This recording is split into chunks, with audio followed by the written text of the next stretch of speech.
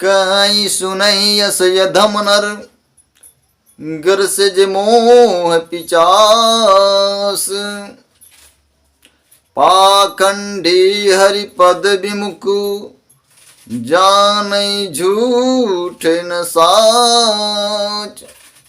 जो पखंडी है, जो हर विमुख है, जो परमात्मा से विमुख है, जो ना तो जिसको निर्गुण का पता है, ना तो सगुण का पता है, ना जिससे सत्यता की अनुभूति होती है, ना असत्यता की अनुभूति होती है, ऐसे लोग मानस पे कमेंट करते हैं, मानसकार पे कमेंट करते हैं, मानसकार पे संदेह करते हैं।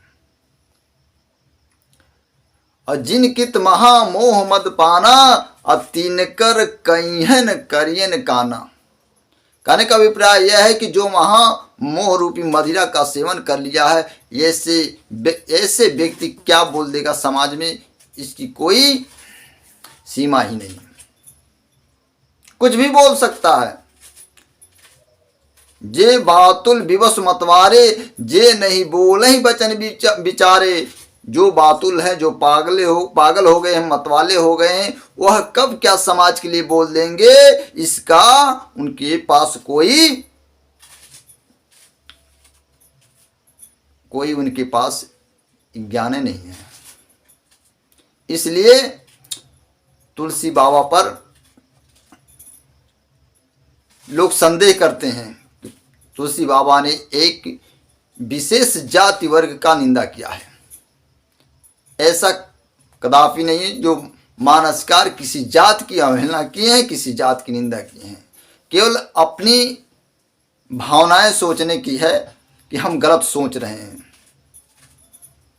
जब सारे ग्रंथों का आप अवलोकन करेंगे तो देखेंगे कि संसार में मानसकार तुलसी बाबा जैसा कोई विद्वान और कोई नारी पूजक नहीं है।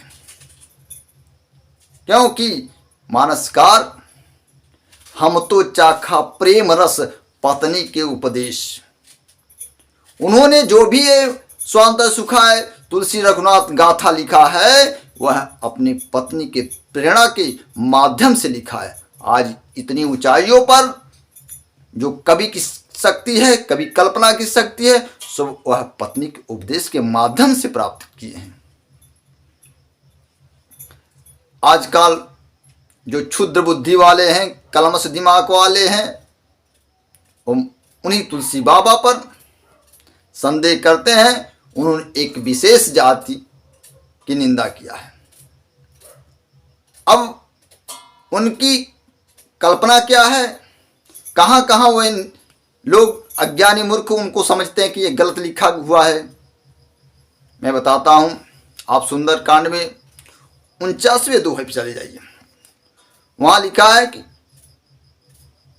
एक समुद्र का प्रसंग आता है। भगवान समुद्र से 3 दिन तक निवेदन किए।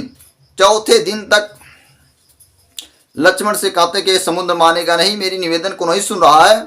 लक्ष्मण बाण लाओ, अग्नि बाण लाओ, इस अग्नि के बाण के माध्यम से मैं समुद्र को सोख लेता हूं। और देखिए मानसकार बड़ी सुंदर भाव वहां लिखे हैं। विनय न मानति जलधि जड़ गए 3 दिन बोवीति। बोले राम सकोप तब भय बिन होई न प्रीत। भय बिन होई न प्रीत कहने का अभिप्राय यह है कि जब तक आपके अंदर अनुशासन की भावना नहीं आएगी, जब तक राजा से प्रजा नहीं डरेगी, तब तक राज्य अच्छे से नहीं चल सकता है। उसी प्रकार से समुद्र भगवान से, उनकी अग्नि बाण से डरकर विप्र रूप धारण करके भगवान के सामने सोने की थाल लेकर निवेदन किया कि प्रभु, उस सोने की थाल में अनेक प्रकार से मरी जवाहरात लेकर भगवान को भेंट करने के लिए आया। अब भगवान से निवेदन किया कि प्रभु, तब प्रेरित माया उपजाए, सृष्टि हेतु सब ग्रंथ निगाए।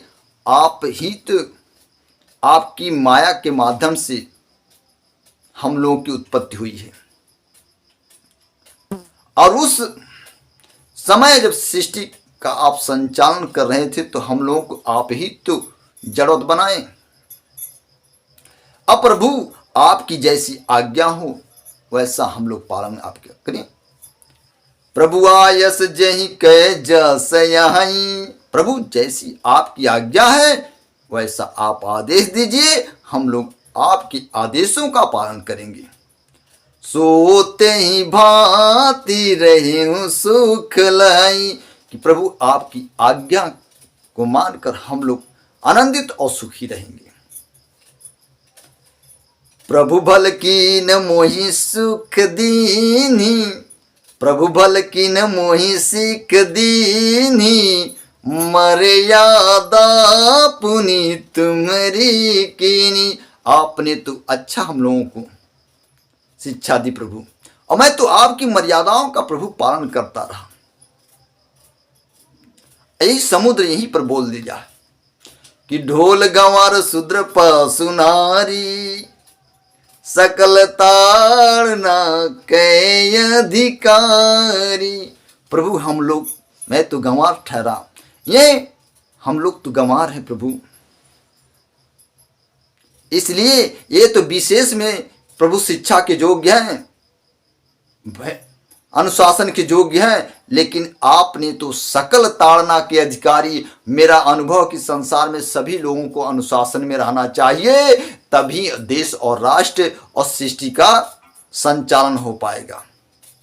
यही देखिए मानस कार्य यहीं पर समाज को एक प्रकार से समुद्र के माध्यम से अनुशासन में रहने के लिए आदेश करते हैं कि जब आप अनुशासन में रहोगे तो आप सुखी रहोगे, आनंदित रहोगे, प्रसन्नचित रहोगे। जिस दिन आप अनुशासन की मर्यादाओं को तोड़ दोगे उस दिन आप गधाए की तरह, कुत्ते की तरह, पशुओं की तरह आपका जीवन हो जाएगा। इसलिए आप हमेशा अनुशासन में रहिए। मानसकार ने समुद्र के माध्यम से पूरे विश्व को शांति का और अनुशासन का उपदेश दिया है। जो ऐसे अनुशासन उपदेश को समझ नहीं पाएंगे, स्वामी प्रसाद मौर्य जैसे गंवार व्यक्ति आज भगवान की निंदा करते हैं, मानस को बकवास बताते हैं, संतों को अपमान करते हैं, ऐसे पखंडी को तो भगवान ही माफ़ करें, ईश्वर ही माफ़ करे, हम तो कुछ नहीं करेंगे। जय नारायण।